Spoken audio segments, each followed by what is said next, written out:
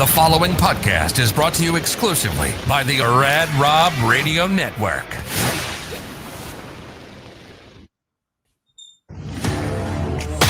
Welcome to Uncanceled with Drake Wuertz, where we put God, family, and country first and challenge the woke cancel culture one episode at a time.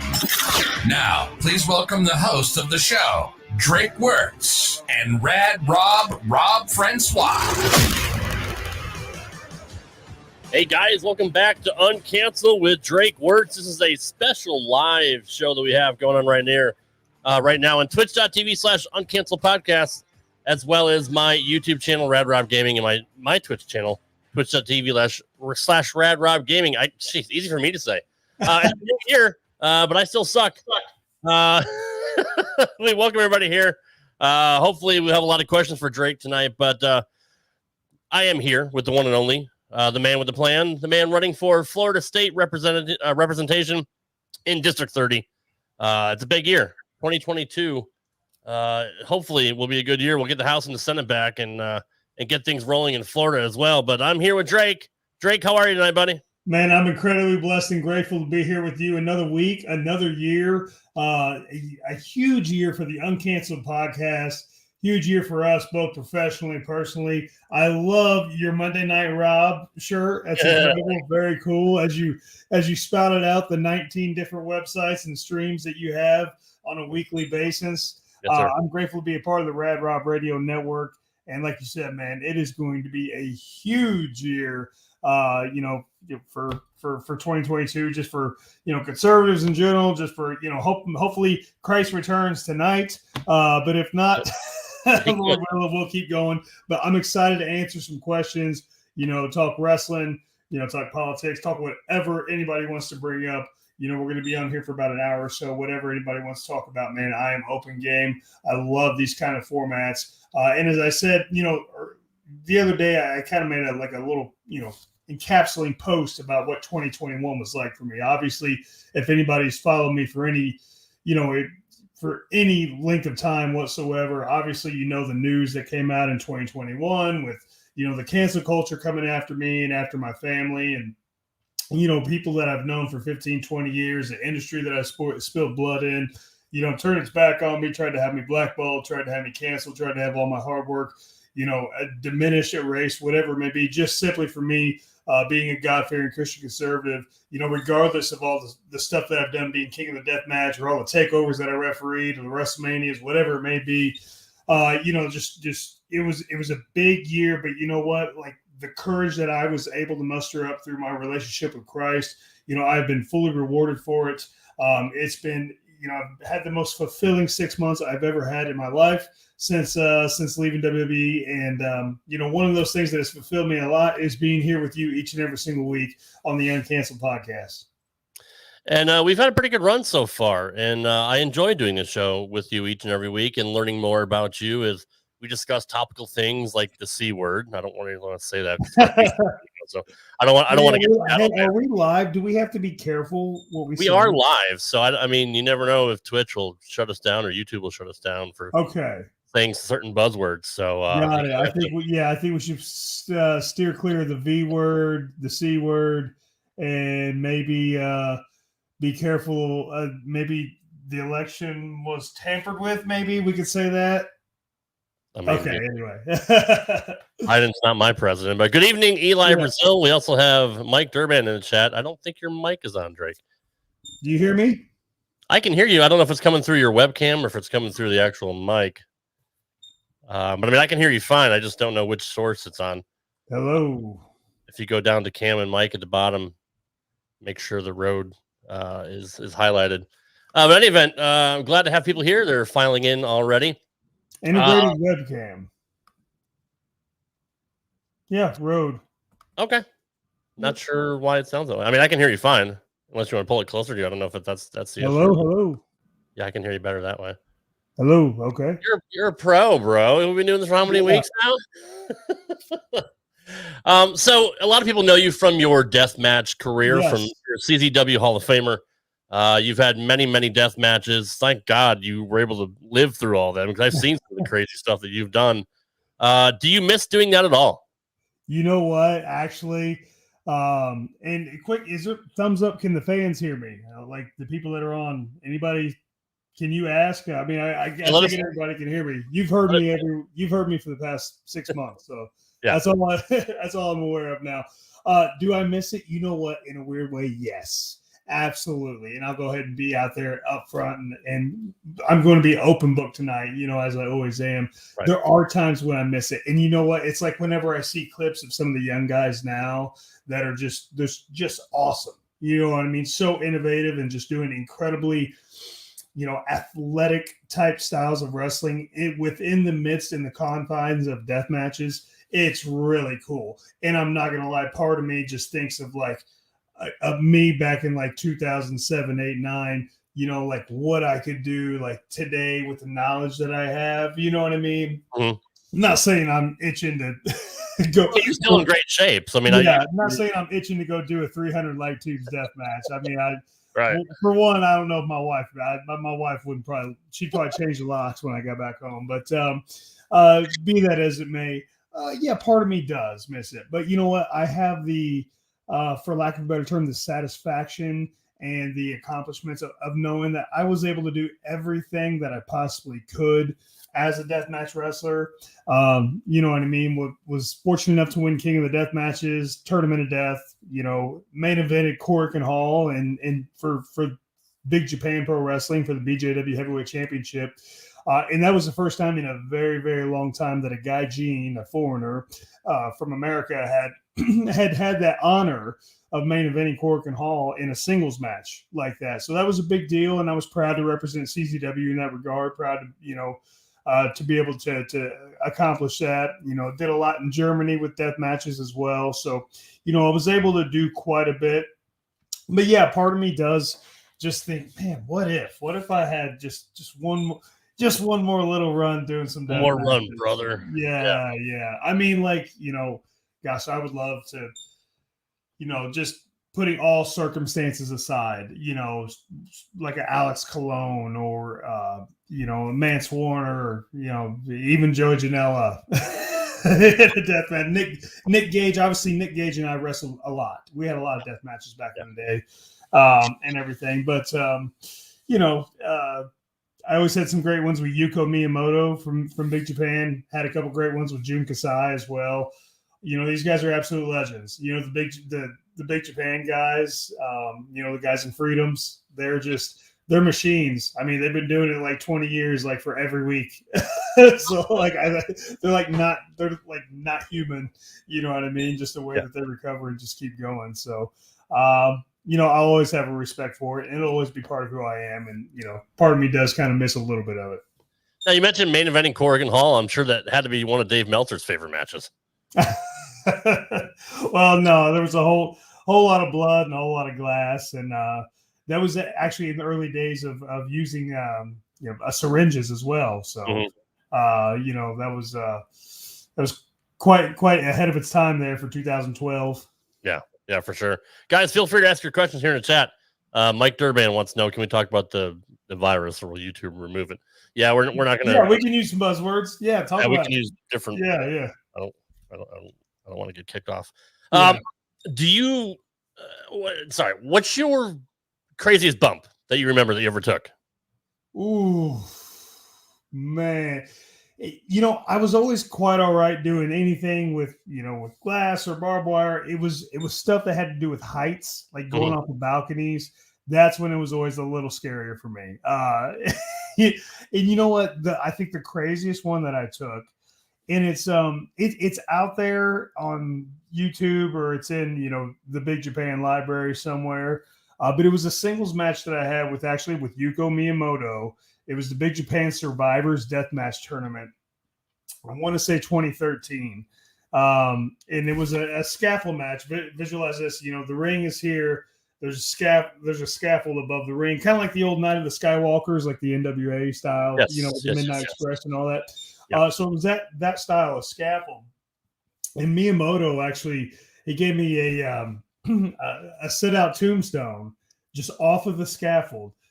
Just through two chairs. Mm-hmm. And it was pretty, just that going down because I can't see anything. I don't know. I'm just holding on to him for dear life, just hoping for a nice landing. And then, lo and behold, I was okay by the grace of God. But I think that's probably actually the craziest one that I ever taken. It wasn't like bloody. There wasn't glass or any barbed wire. But it was just, you think about it, I'm just taking a straight pile driver, from the top of the scaffold through chairs. But I'll never forget. It was just really cool, Rad Rob. After the match, Danny Havoc, who was on the tour with me, and we were like the crazy Americans on the tour. He came into the ring. He rolled in the ring with me, and he goes, dude, you just tore the house down for Big Japan Pro Wrestling. You know what I mean? Like, it was just so cool. Like one of those moments, like just friends and brothers. Like that whole tour and the other tours that we did together. Just sitting together on the bus, like on those long bus rides. Some of them were like 15-hour bus rides, and just watching wrestling and just like enjoying being Americans on tour, like representing CZW, in Japan. It was memories that I'll absolutely never forget, and I sure do miss Danny Havoc, so much to this very day. Yeah, I know a lot of people do. That bump takes a lot of trust. Especially with somebody that doesn't speak English. For sure. I mean, we saw what happened to Steve Austin and Owen Hart, which two pros like that. Anything can happen. And when you're going off a scaffold through chairs, that's definitely a scary bump. Eli Brazil wants to know what made you quit wrestling, because you recently had your retirement match. Even though we know in wrestling, we've said it before, never say never. But what made you want to quit and hang up the boots? Eli, I would more so say I'm on a nice pause. And let's just say that. Because like Rad Rob said, I mean, you never say never in pro wrestling. But just right now, honestly, I have so much going on in my life with other endeavors. I'm managing a construction business. I'm a father of 3. Like, finally, I'm at a point in my life where I'm not going to airports each and every single week. I'm running for state representative. That eats up a lot of time. And I'm not like your typical candidate. Like a lot of people that run for office, they're independently wealthy, so they can kind of fork out the cash to do these, events and get all this material and stuff like that. But me, I work a full-time job throughout the day. I'll come home, I wake up and, go to the gym and all that, work a full-time job throughout the day, come home, kiss the wife and kids, throw on my suit, go to an event. It's almost like wrestling. Like we have, you get yourself bookings to go. You're going to speak at events. You're not going to wrestle another grown man, but you're going to speak at events and campaign, and you're promoting yourself, you're promoting your promoting your values. You pay your own gas. You know what I mean? Yep. There's carnies that want to give you unsolicited advice that you don't ask for. You know what I mean? Like it's so much like wrestling, but seriously, just I have so much that I'm focused on right now, and I check every box in wrestling. You know what I mean? Did so much, very blessed, and so now I'm just taking, what God's put on my heart, and applying that dedication and just following His will for me right now, and who knows where that's going to end up. You know what I mean? Lord willing, I win this position for state representative, and we do what needs to be done here in Florida, but. Heaven forbid, if not, who knows? I still have my toes in the water per se in wrestling a little bit. I go to referee in Puerto Rico for LAWE, Latin American Wrestling Entertainment, incredible new company started up by Orlando Colon. I'm on the production and the ring crew, and just helping start that company up. So, but hey, will I ever take a nice snap flat back again? I'm sure I will. I do want to get back into your Puerto Rico gig here in a second, but we do have another question. We have a question from Mike Durban.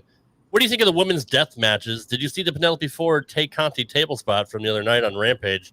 Her face could have been crushed like Berta's beefcakes after the water ski accident. Did you happen to see that? Any clips of that match? I saw the clips. Yes, Tay Conti, man, she had quite a bit of juice. She was pretty bloody, right? Yeah, yes. She was. First off, I'll answer that question here in just a moment. I'm incredibly proud of Ty Nara, because I was there at NXT when she first started, and she got doubted quite a bit, and she believed in herself, and she stuck it to the system. And at the time, I gotta admit, I was like, what is she thinking? but she stuck it to the system, and then like look at her now. She's done it on her own terms. It's incredibly cool. So if anybody will ever get this to Ty Connie, like, hey Ty, I'm incredibly proud of you. I know we don't talk much anymore, but proud of you, sister. Good job. But as far as that match, like, look, when you're doing gimmick matches, when you're doing, you know, hardcore matches or death matches, you know, you got to know how to, you know, facilitate these gimmicks. Like the placement of the table is incredibly important. You know, knowing where you're going to land, because like you said, if you land on somebody's face, that's, you know what I mean, that could be very bad. As far as women doing death matches, hey, if there's a market for it, sure, great. You know, women are having some of the most incredible matches nowadays. Isn't my cup of tea, not necessarily, but you know, is what it is. I think in the proper setting with the proper build up and the proper, you know, necessity, you know, I could see it getting a little hardcore. That's fine. You think there's a lot of fans, or I mean, just say men especially, because you know, by nature we're protective of women. Yeah. To see women blading like that, it makes me uncomfortable. Yeah.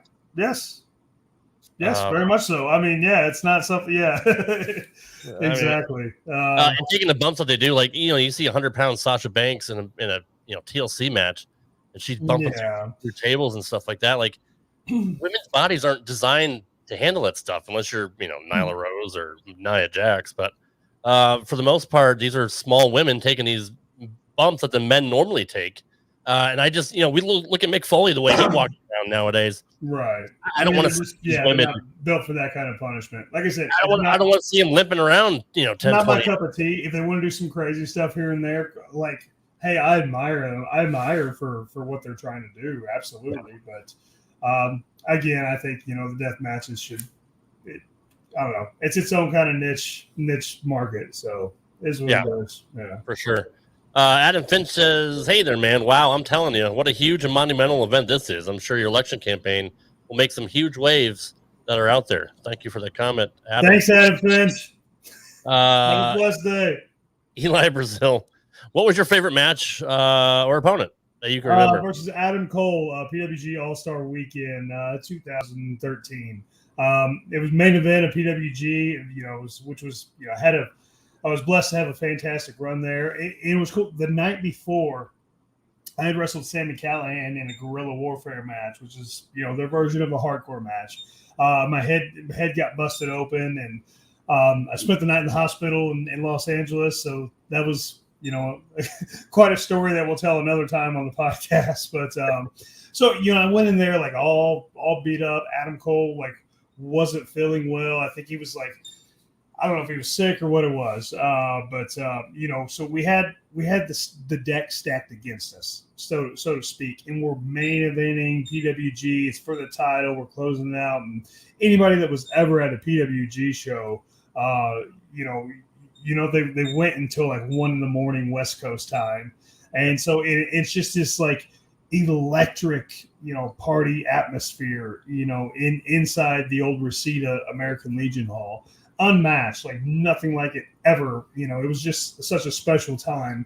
But you know, we went out and closed the show, and just, you know, Adam, as you can see nowadays, he's one of the best, if not the best. He is just so charismatic. He's so athletic. Thinks on his feet so well. Just an absolute pleasure to work with. You know, I had the chance to ref hundreds of matches of his later on when we were in NXT together. But when we wrestled that night at PWG, man, it was, you know, it was like magic, man. And he was obviously then he was an incredible performer, and now he's even better. But that was cool. It was like a PWG match where, you know, like, you know, it was towards the start of like this era of my career where I was doing less hardcore stuff and trying to stick, you know, mostly on my wrestling ability. And it did grow great for me. It was really cool. You know, quick sidebar from that weekend, when I was in the hospital the night before, like the double doors opened to the hospital, and like in came Super Dragon. And like, I was like, whoa, hey, what's going on, Super Dragon? And like, he gave me some money, like, you know what I mean? Cause he was like, hey, just, you know, here's some money. You know, this isn't for tomorrow, it's just for tonight, but I just want to make sure you had some money. I was like, he goes, "Hey, you okay? Everything all right? Okay, I'll see you tomorrow. Let me know if you're not able to work." I'm like, "Oh no, I'll be there." I have this hole in my head, but like, I just thought it was really cool that he made the effort to drive to the hospital and like make sure I was cool and like, give me some money as well. So, Super Dragon was awesome to work for. No, that is good. It's good that the boys take care of each other. Yeah. And I think when one of the boys is a promoter, they understand it more. Yes, true. Because they've been on the other end, Yes, absolutely. Why do you think Adam Cole didn't get a big push in WWE in the main roster? To my knowledge, he didn't want to go on the main roster. Oh, okay. All right. Well, that makes sense. Yes. So he's like a guy like Gargano that never wants to leave. Correct. To my knowledge, from the evidence of the conversations that I had with him, I don't know if you remember that time that the SmackDown guys got stuck in Saudi Arabia. Saudi Arabia. Yes, they got stuck in Saudi Arabia. Adam Cole actually wrestled Daniel Bryan on SmackDown, and I was the ref. They flew us from Orlando that day because the SmackDown guys were stuck in Saudi Arabia. That's another really cool story that we'll have to talk about some other time. But man, that was the first time they ever touched. Yeah, and it was a fantastic match as well. Yeah. That whole period of time toward the end of 2019, where it was NXT versus Raw versus SmackDown, that was leading up to that super awesome Survivor Series in Chicago. Like that was some really good stuff. You got to have like Roderick Strong versus Nakamura and AJ Styles, and it was really cool. That was really cool matches that came out of that. New Day versus Undisputed Era, like it was awesome. Yeah, no, for sure. That was one of the better events they put on in quite a while. I'm a big Adam Cole fan. I don't know if I like his current position in AEW right now. He's kind of with the elite, and I don't know. I don't want to call him a lackey, but it seems like he's kind of in the shadows of them right now. He easily can shine on his own. So hopefully they get the booking straightened out there. Bobby and Kyle they're together with Adam. Yes. Again, I'm dropping in and out, so I'm not fully sure what's going on. Yeah, they recently got together. I believe it was last week or the week before. But all three of them are a part of the elite, or they have their own thing? That I don't know. And again, I don't watch from week to week either, but I try to follow either on social media, or some of the dirt sheets. It's cool to see them all three together again. It really is. It is. But been there, done that. I mean, is it trying to copy what they did in NXT? Or, I mean, look, but everything's been borrowed over the year. NXT killed that way too early. Yeah, no, I agree. But everything's been used in wrestling. It's very hard to get something new over. Everything's been copied and done over the years. I liked Adam Cole in NXT. I liked him in Ring of Honor. I thought the stuff he did with Ciampa in NXT was fantastic. Yes. I mean, they beat the crap out of each other. I mean, you want to talk about like just knockdown, drag out stuff. Even Gargano and Ciampa, like you'll never beat stuff, and you'll never get that again. Yeah. Especially the way NXT 2.0 is right now. Ethan Canuck, what's up? What's your favorite town you worked in? And a favorite one you traveled to and visited both for wrestling and or personal pleasure?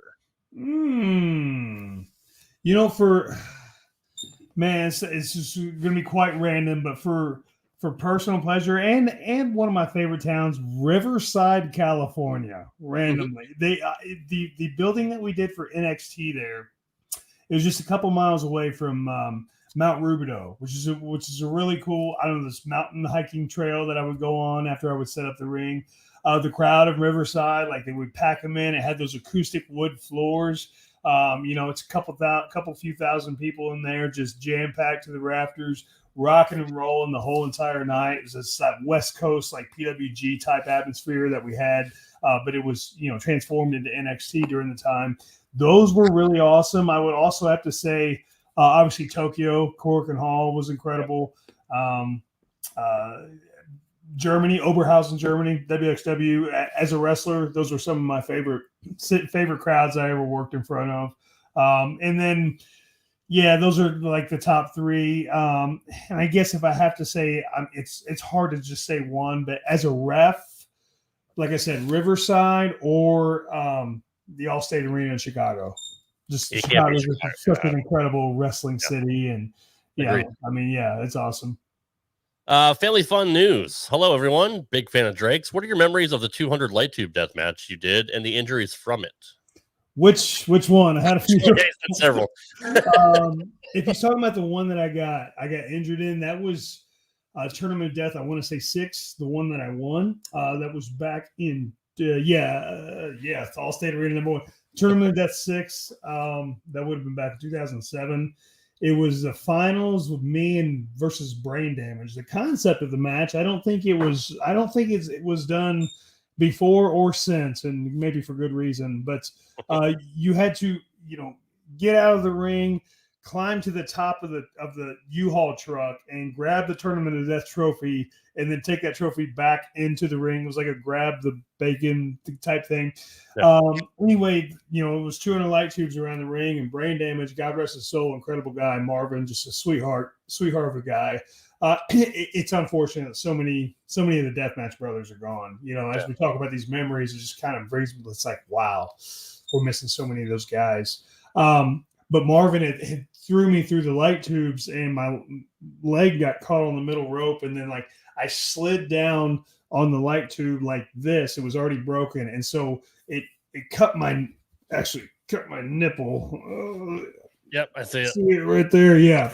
And so my chest was wide open, and that was early on in the match. So my first instincts were like, oh, let's just tape it up and keep going. So the security guys put a piece of cloth on it, duct tape it up, and we did the rest of the match. And then we just, and I ended up taking a bump off the truck through the light tubes. But I remember, if you watch it back, I didn't sell the last bump as appropriately as I should have, just because I was kind of in a hurry to get my nipple taken care of.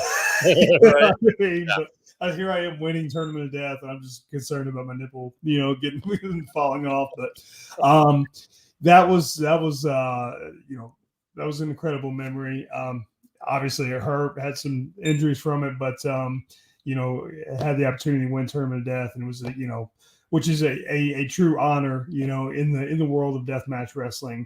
And it was great to work with Marvin. And we also, during that match, there was lumberjacks around the ring, and they were allowed to hit us with light tubes, which sucked. Yeah, right. That really, because you don't see them coming. Yeah. And light tubes, when you get hit with a light tube in your bare back, it stings so bad, especially if somebody's swinging for the fences. And a single light tube hurts worse than a huge bundle of light tubes. So we see the scars on your back and your shoulders. I mean, you're battle scars for sure. Yeah, that sucked, but again, great memories. Hey, buddy, it says Drake, God bless you, my bass brother. Long live freedom and Florida. Absolutely. Amen. Big red wave in 22. Thank you. Let's see here. Awesome Liam wants to know, what was it like to ref Owens' first victory and reffing Ronda's matches? Yeah, Kevin Owens' first match in WWE. It was NXT TakeOver, I want to say December 2014, against CJ Parker, who is now Juice Robinson from New Japan. So that was really awesome. It was an exciting time. Prince Devitt to come in, Kevin Steen to come in, and it was cool to be able to have the honor of reffing his first match. And him and I had some matches on the Indies before in PWG, and we're very familiar with each other. So that was pretty cool when you're in there with a buddy. But one memory that really stuck out from that, Juice gave Kevin his palm strike thing, and it got him right here in the nose. And Kevin went down, and then blood just started spouting out of his nose. And everybody's yelling, cover the blood. Oh, check his blood. You know what I mean? So much is going on in your earpiece, and it's your job to stay calm and just relay everything to the talent in a calm manner. Where all these lights are on you, and there's a million people watching, and you got Triple H yelling, and the producer yelling, and this, that, and the other. So, yeah, that was pretty cool. Match was awesome. He was okay, and it was the start of what continues to be a phenomenal run for him. Yeah, absolutely. Yeah, absolutely. I mean, just last night he was main evented pay-per-view. Yep. And so that was awesome. And then Ronda's match, incredible. She had so much. She worked so hard training in the PC and going over everything, and just whenever we were walking through and rehearsing stuff, like she was going hard, like full blown, like taking bumps, and she was throwing me around, like, and everything. So she was a pleasure to work with. And, I was just, it was awesome to see how much she respected everything there, obviously in that first match, and, walking through everything. And she really appreciated the moments. And she was a total pro to work with. She was very appreciative of my help in there. Like, I was, reminding her spots or reminding her of what was next and this, that, the other. And she's like, oh, cool. Thanks, man. You know what I mean? Like, so yeah, she was cool. Yeah. We covered that. We did a watch along of that WrestleMania. Watch that back in the archives if you haven't. That was cool just to watch that along and relive that moment. Yeah. I mean, you got to work WrestleMania. So no matter what, I mean, at the end of the day, you were on the biggest stage of them all. So, I mean, that's few really times. Awesome. Yeah, absolutely. Yeah. Regarding the Kevin Owens thing and you knowing him, did it help when you're refereeing that you knew someone's style or you had watched their matches or you had been in the ring with them, so you kind of know what position they're going to be in, what position you need to be in? Yeah, absolutely. That's always a plus. And look, as you work with talent, for referees, as you work with talent a lot more, you'll get to know their movements. You'll get to know how they move in the ring. So you'll get to know their moveset, so to speak. And so that way you kind of know where to be when it's time for that big false finish or how to be out of the way for their signature moves. Some people do stuff where they like run in the corner and run, if the ref's in the way, it's like very awkward. And it just kind of getting that chemistry with certain talent. And then a lot of times people just, it's great just to have that certain connection with talent when you're in the ring with them. You know what I mean? Some talent, they just feel a lot more comfortable with certain refs. And so that's awesome. Who were you most comfortable in the ring with? Gosh, there was quite a few guys. Quite a few. Finn Balor, I always have really, really great chemistry working with him. All of the Undisputed Era, loved reffing their matches, especially like some of these live events where they would do the 8-man tags. Absolutely. When it was Roddy was with him and it was all four together, man, that was like such a great night of work. Like in that time, like think of this, like on any given night, whether it was on the coconut shows in Florida in front of 200 people in Cocoa Beach, or whether it was in front of a few thousand people, let's say Boston, it would, you could have all four of the Undisputed Era, Adam Cole, Kyle O'Reilly, Bobby Fish, Roderick Strong, versus, let's say, Matt Riddle, Aleister Black, Ricochet, and Tommaso Ciampa. Like any, you know what I mean? Like it was just bangers, absolute bangers. I had the best seat in the house, had great chemistry with all those guys. So that was cool. Loved working with the Undisputed Era. Johnny and Tommaso had the opportunity to ref their big match WrestleMania weekend in 2018. Yep. Early on in my run with NXT, got requested quite a bit to work with Charlotte and Sasha. Mm-hmm. Had good chemistry with them, especially when Charlotte first started out. And like when you have wrestling experience, it helps being a referee as well, especially when you're in there with newer folks. They're, especially they're new to the big stage and the bright lights of WWE, and so you got to help put them at ease a little bit and help them out. So that was really cool for me. So yeah. Ninja Boy Braden, big fan. What was it like to be rated 146 of the 500 best singles wrestlers in PWI 500 in 2013? I was. That's awesome. I guess you didn't know. Very cool. The top 150. That's sweet. That was a good year. Yeah. Hey, hard to do. 2013 was incredible. Yeah, that was incredible. It was my last year in the Indies. So PWG was great. CZW was great. I was based in California at the time, traveling around the world. I lost 50 pounds, got myself in pretty good shape. And so, man, that was an awesome year. So yeah, very cool that it was recognized in that regard. Have you ever met any promoters that really didn't care for the deathmatch style or didn't want to give you a chance because of what you did? Or do you ever run into any trouble with that, getting bookings because of what you did? Back then? No, because I would always, because I could do, technical style wrestling as well. I was at least passable at that. Yeah, I was always hard on myself. Other people would say, oh, no, you're great, but no, I never had any issues because I could do the deathmatch tournaments, and then I could go do the Ted Petty Invitational tournament. Right. You know, I was always priding myself on just being able to adapt and do whatever was needed for the specific situation that the promoter needed me in. And so it's a great piece of advice for anybody young. You know, I don't encourage anybody to get into death matches, but hey, if it's something that you have your mindset on, do it, but do it, you know, as safely as you possibly can. But make sure you're hitting the gym, make sure you're getting in shape, and make sure that you're working on your actual wrestling as well. So that way you're adaptable and you have more, you know, marketing value, and you can be used in a lot of other situations as well. You know, in the mid 90s and late 90s, we saw the rise of, you know, ECW, and that spawned the backyard wrestling videotapes and stuff that came out.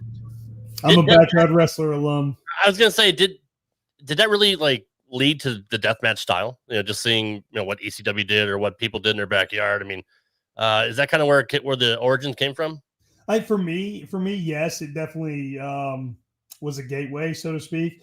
You know, but also getting my hands on those Japanese deathmatch tapes from like the 95 IWA King of the Death matches, the FMW VHSs and DVDs in the early 2000s, get my hands on those and be like, whoa, this is like seeing Hayabusa in an exploding barbed wire match. I was like, this is the coolest thing I've ever seen. I want to do this.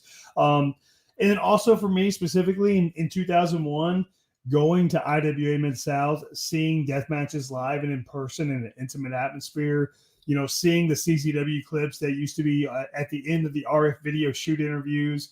To me, that was like a whole nother like rock and roll style, punk rock type, you know, underground, you know, like, you know, hardcore wrestling. And it had a certain attraction about it. And I thought to myself, like, okay, this is something that I can do. Like, I have a pretty good threshold of pain, you know, kind of an adrenaline junkie at that time. And I was like, I love wrestling. Like, I'm going to go to wrestling school. Like, hey, I can do this someday. So I'm sure a lot of people ask, like, why? You know, you love wrestling, you grew up a wrestling fan, but why do you want to put yourself through that kind of torment and torture and punishment? Yeah, for me, like I said, man, it was sure a lot of it was adrenaline, but I think the way that a story can be told within the confines of a death match is really fascinating. When it's done right, it's an incredibly beautiful art form, and in its own way, it really is. You know, I always kind of like to coin my character, so to speak, as the Drake Younger back then was a cross between like 1995 Mikey Whipwreck and Rocky Balboa. Like you can never, you know, he might be out on his feet, but he's not going to go down unless you just absolutely take him out. He's an underdog. He's kind of that common guy, but you know what I mean? But he's not going to back down from a fight. And just so for me, for death matches, you know, specifically for my situation, it was a way for me also just to kind of get out of my comfort zone of just wrestling in Indiana.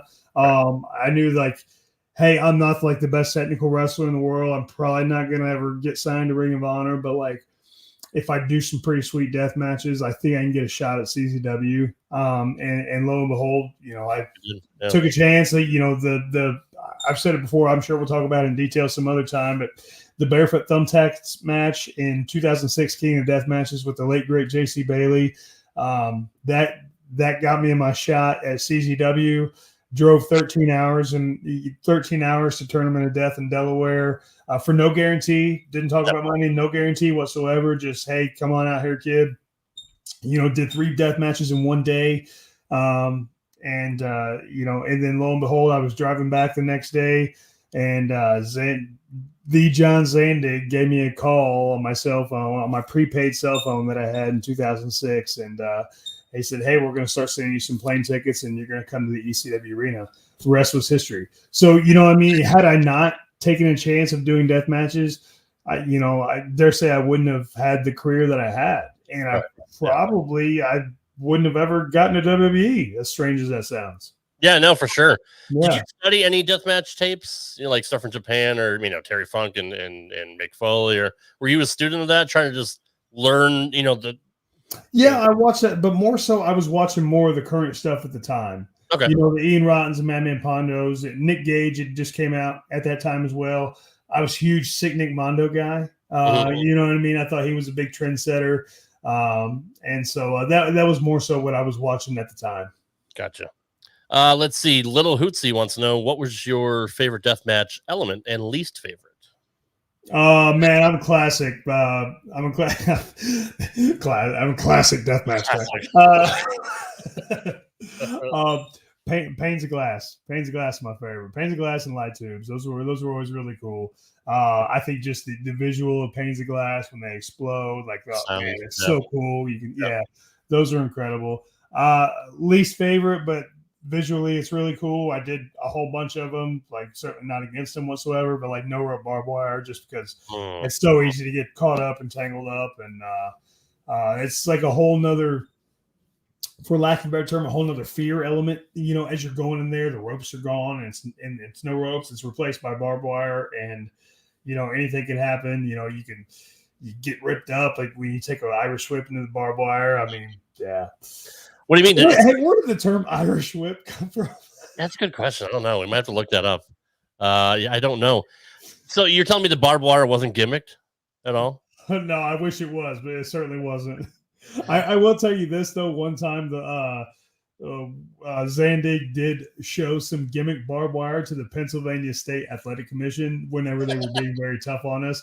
He said, "Yeah, this is what we're using," and like we totally did not use that gimmick. That's awesome. He totally swerved the PA Athletic Commission. So. That's fantastic. That's a great story. I never heard that. Canuck Construction says, I was just going to ask you about the barefoot thumbtack death match you just talked about a couple minutes ago. Who came up with that concept, and how much did that hurt? That actually came from Japan. I want to say it was Mr. Danger and Jun Kasai. I want to say they had the first barefoot thumbtack death match. And then in 2001, I want to say it was a Sweet Science tournament. It was a non-tournament match, obviously. Ian Rotten and Madman Pondo had a barefoot thumbtacks match. And so, me and JC Bailey kind of wanted to take it to another level. And I remember that day, Ian Rotten came up to me and said, "Hey, kiddo, you the night before I had a light tube cage match, went great." And he came up to me and he said, "Hey, kid, you willing to do barefoot thumbtacks tonight?" And I was just like, without hesitation, I was like, "Oh, yes, sir, absolutely." Like, I didn't really realize what I just said. Yes. I mean, I realized it, but I was like, oh, shoot, like, this is like, but this is 2006. The DVD market was huge. Mm-hmm. Nowadays, again, I'm not like plugged in totally to the wrestling game, and I'm sure like the big thing is to get like on a nice big streamed platform. You know what I mean? Yep. Then like you get on DVD, you get on a Smart Mark Video DVD or High Spots DVD, and you have like a banger performance. Within 2 weeks, when that DVD is distributed, kids that can't remember, can't think of that nowadays. Like, it's like instantly out there, but like you had to wait a couple weeks, sometimes a month for it to be distributed, and then word got out there, and then like you were made. Also, the message boards at that time were pretty big. CZW fans. .com or whatever the message board was, that was pretty huge just for the word of mouth. So we knew, I knew like, hey, if we could have this a great barefoot thumbtacks match, then the word's going to get out there. And luckily that match still lives on to this day as far as the impact that it had. So it was, that day it was Ian's idea, but JC and I had always wanted to do it, and we wanted to do it on a pretty great stage. King of the Death matches, Smart Mark Video. That was you knew that was always going to be a moneymaker. So that was great. So how long does it take to pick thumbtacks out of everywhere? Oh, it sucks. It sucks. One by one, or you might find some a couple weeks later. My wife and I were talking the other night. Like, there was times where, because she's, we've been together for 14 years, so she was around during this crazy part of my life. But there would be times where, like, a couple weeks later, I'd be in the shower and like glass would come out, a piece of glass would come out of my head, and that was just normal. Yeah, that's just normal. Yeah, just another Tuesday. Yeah. YK Ethan wants to know, what was it like teaming with Eddie Kingston? It was awesome. Our team name was the Suicide Kings. 2010. That was a very underrated year for CZW. The roster was stacked. I mean, you had John Moxley, Nick Gage, Robert Ego Anthony, myself, Eddie Kingston, Masada, Brain Damage, JC Bailey. He passed away later that year. Trent Acid was there. He passed away later that year. God rest his soul. Devin Moore, Scotty Vortex, Danny Havoc. Sucks saying all these guys' names that are not with us anymore. But just thinking that the roster was absolutely stacked. AR Fox was there. Ricochet would pop in and out. So that was a really awesome time. It was cool to team with Eddie Kingston. We did do a couple tag team death matches as well. Eddie and I had a no rope barbed wire death match against each other before, and it was cool teaming with him. He was a pleasure. Always, the best talker in wrestling, I think. Just such a passionate promo, and he's just a real guy, sweetheart of a guy, genuine brother. Him and I haven't really talked in a little while. I DM'd here and there several months ago. Very happy for him and how well he's doing, but always loved Eddie. We had great matches working with each other and then teaming with each other. Great guy to travel with. Just a super awesome person. I love Eddie Kingston.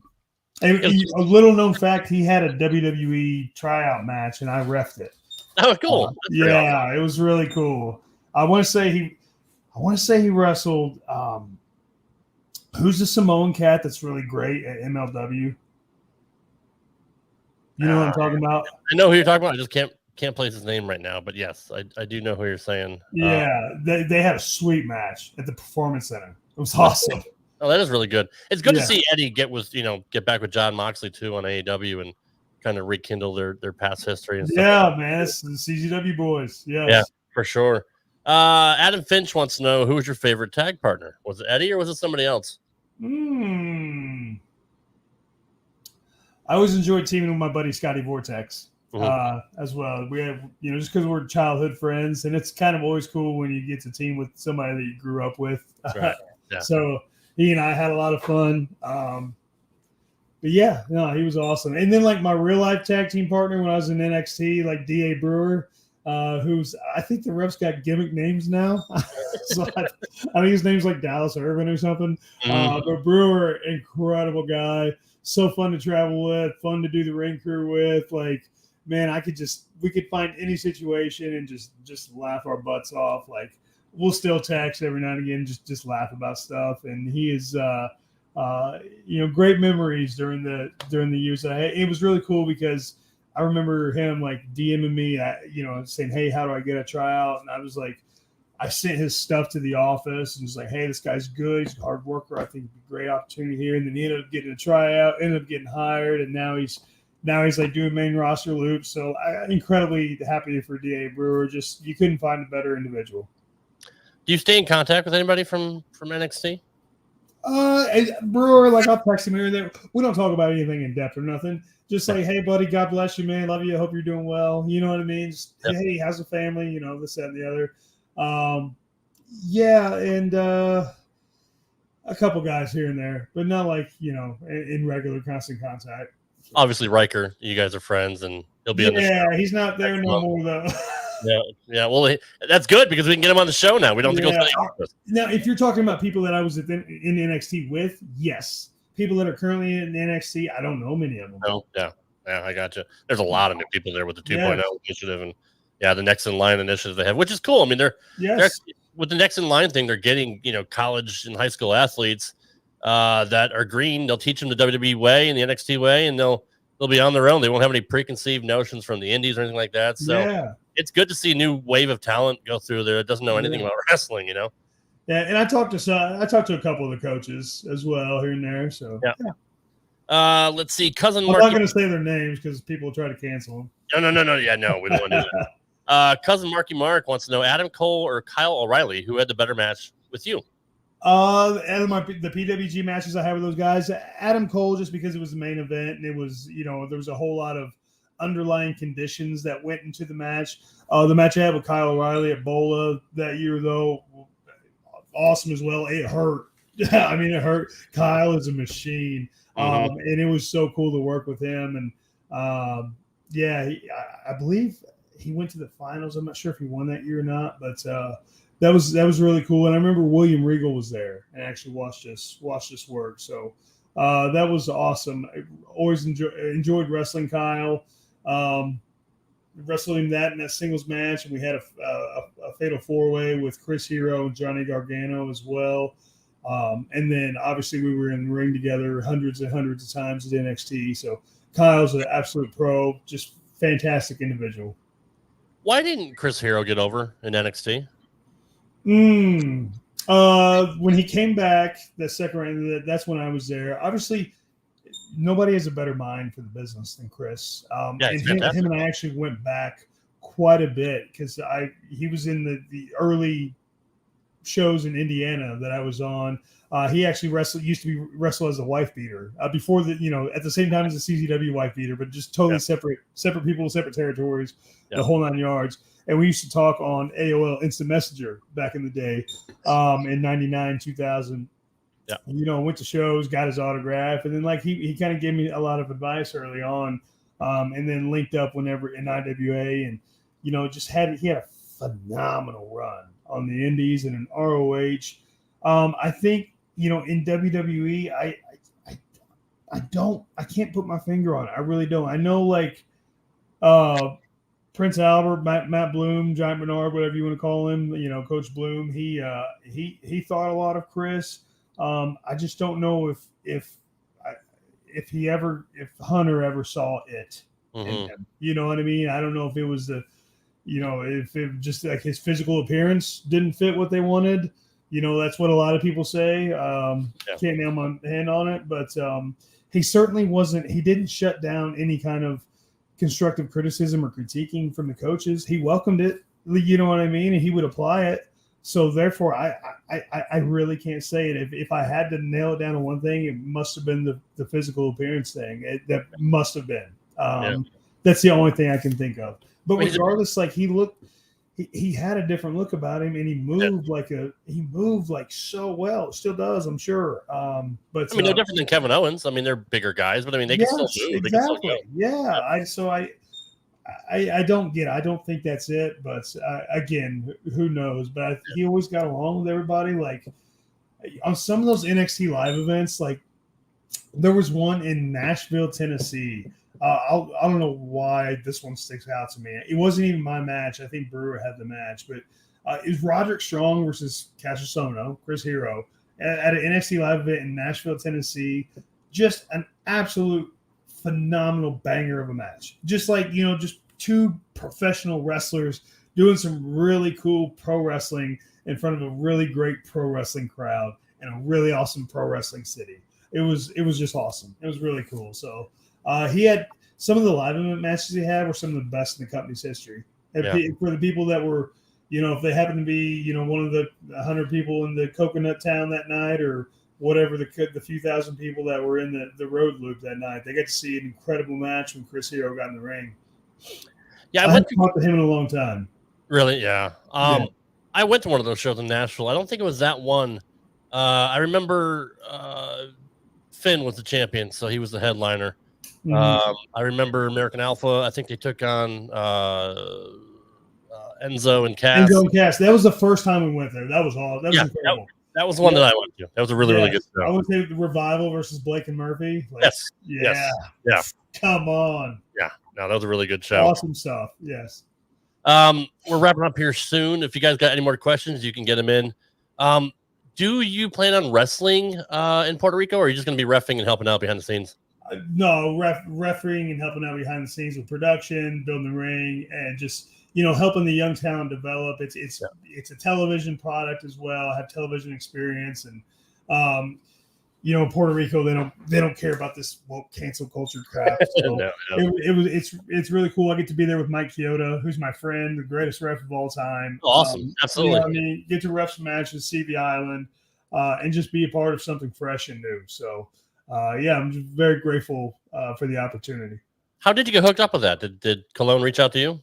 I always had a great relationship with him in WWE. Obviously he appreciates the work that I put forth there. We need people with experience, with TV experience, with reffing experience. And, and obviously I've been in the business for a very long time. So it only made sense. And I think Mike Chioda put in a good word as well. Nice. That's good. It's always good to not burn any bridges wherever you go. Well, maybe WWE, but that's some of the bridges I didn't burn them. I hooked Dynamite up to him and just exploded him. because I was like, I'm not going to cave to this leftist BS anymore. So boom, let's just explode. Now you've heard the stories about Puerto Rico back in the old days. It was the terrifying, wild, dude. right? Like, I'm sure that's different now. Or does any of that remain there at all? No, hey, I've only been there once, man. I don't know. Okay, all right. Well, nah, you haven't got snapped yet, so that's good. None of that's there. I will say the island outside of wrestling, like it's very democratic ran. Like like they will they will physically stop you if you walk into a Wendy's without a mask. Like they will, it's. And, there's just a whole attitude of compliance there. You know what I mean? It's weird. It's like, you're in American territory, but it's like, it is a total foreign land just to how the compliance aspect of things, just going with the flow, whatever the tyranny is. Yeah. Have you heard any rumblings about you have to be vaccinated to go there? No. Good. Because obviously, you wouldn't, right? So, right. Yeah.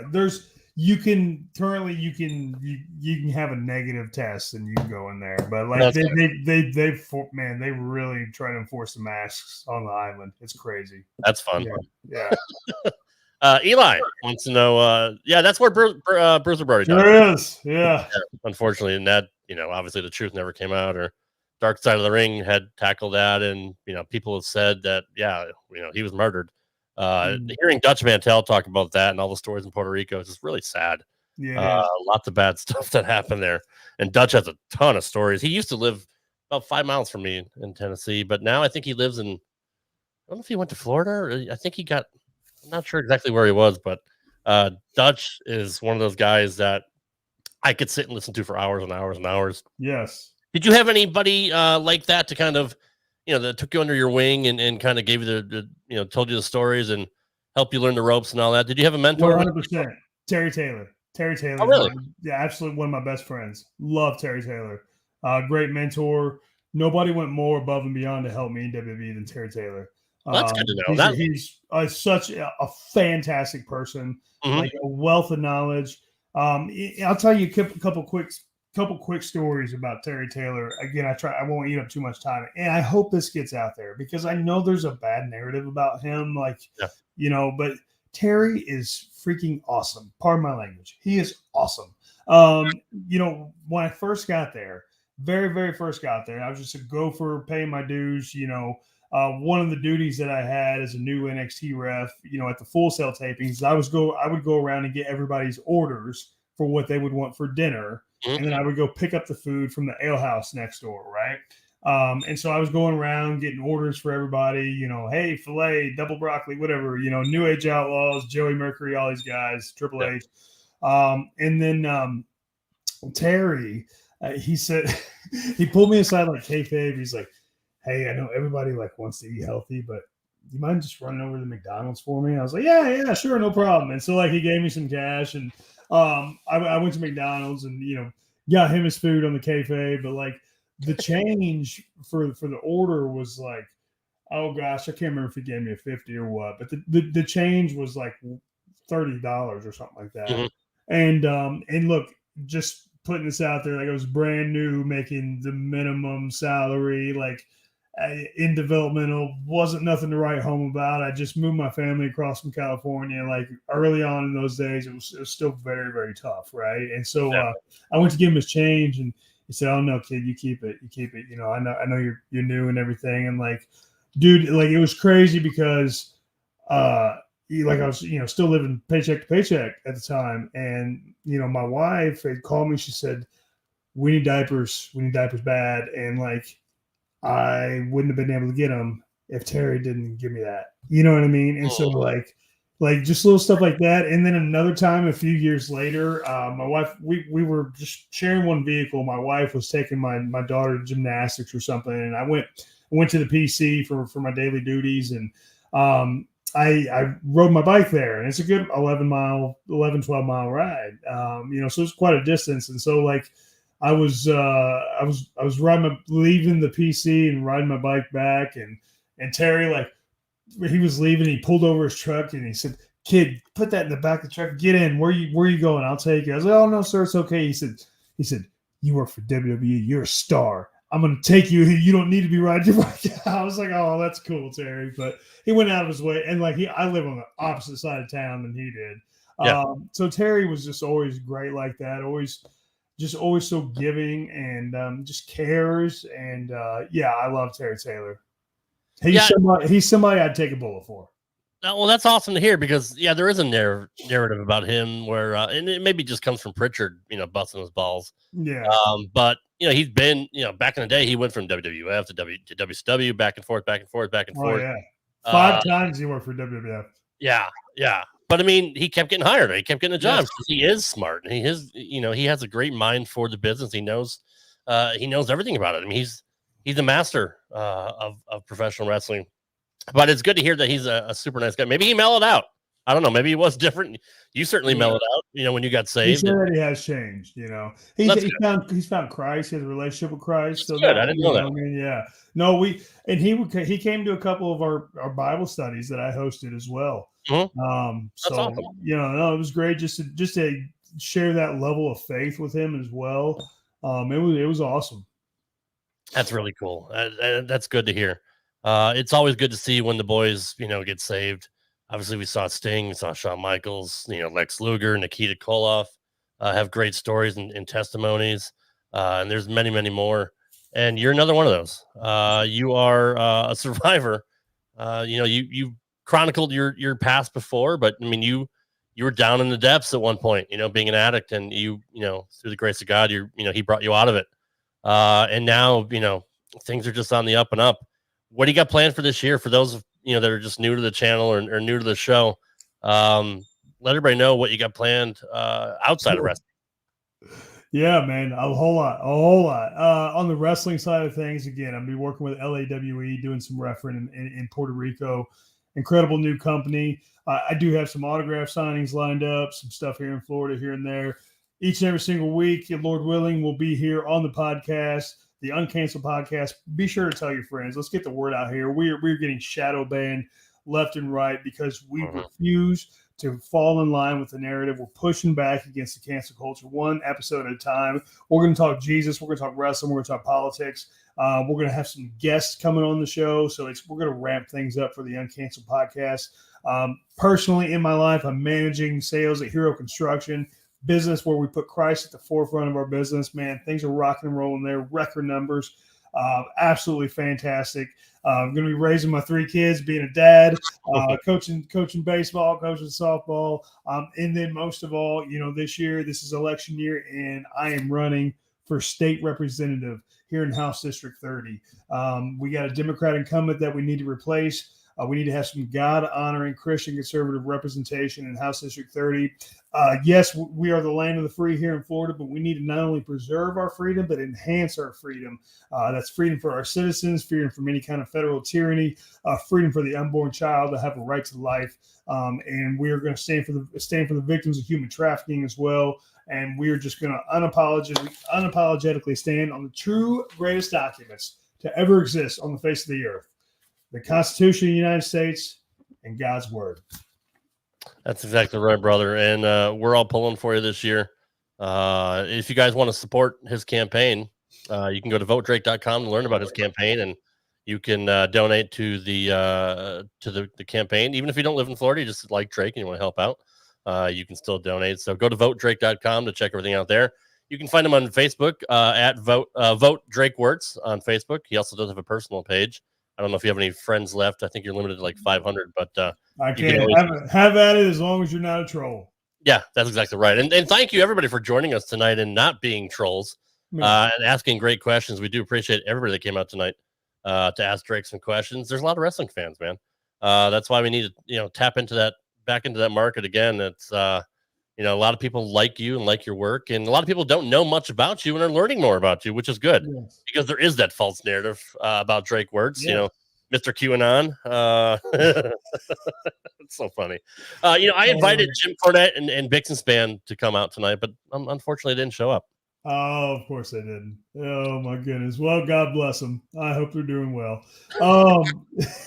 Liberal lunatics. But hey, well, I think sometime here in the next couple of weeks, we should do a watch along of one of my death matches. And I think we should put it up to the fans to see which one they would want to watch along. Okay. Yeah, I'll do that. I'll put a poll up on Facebook and Twitter and everywhere else, and we'll definitely do that. That's great. That's a great idea. I love watching your old stuff. I cringe every time I watch it, but it's always good to see you in a different light because I didn't know that, Drake, before, and I'm learning more about your crazy past, which is a good thing. So that's good. Yeah, for sure. Did we watch Me versus Nick Gage and John Moxley? We did. Yep. Yeah, that's right. We did watch that one. Okay, cool. Yep. That was a good match. So. All right, guys, we're going to wrap it up here for this edition of Uncanceled with Drake Wuertz. We do appreciate, again, everybody that came out tonight on YouTube and Twitch to support us and watch the show. We hope you had a good time. Thank you for all of your questions. You can follow me on Twitter and Instagram at RadRobGaming. I'm also a Twitch gaming streamer, as you know, if you're watching on my channel right now, twitch.tv/RadRobGaming. And I have a YouTube channel as well called RadRobGaming. Check out any one of my 50,000 podcasts. We got Dark Side of the Ring, Uncanceled, RTW Main Event, RTW Rewind, Straight Up 5 with Johnny Petraglia Jr., The Dark Side of the Ring. I think I got a new Rocky podcast coming up here in a couple of months too. So yeah, we're dipping into the whole series. How many days of the week you doing this, bro? I don't know, my wife hates me. Yeah, I'm 45 and I'm trying to build my brand, so I'm a little late to the party. But in any event, Drake, always, buddy. Pleasure to talk to you. Thank you for hanging out with me tonight and answering everybody's questions. And, Lord willing, we'll be here next week for another edition of Uncanceled. Drake. Sounds good. God bless you guys. Keep on rocking in the free world. We'll see you guys. Thank you. Thanks for listening to Uncanceled with Drake Wuertz. You can follow the show on Twitter and Instagram at UncanceledPod. You can also send us an email at uncanceledpodcast@gmail.com. You've been listening to Uncanceled with Drake Wuertz right here on the Rad Rob Radio Network.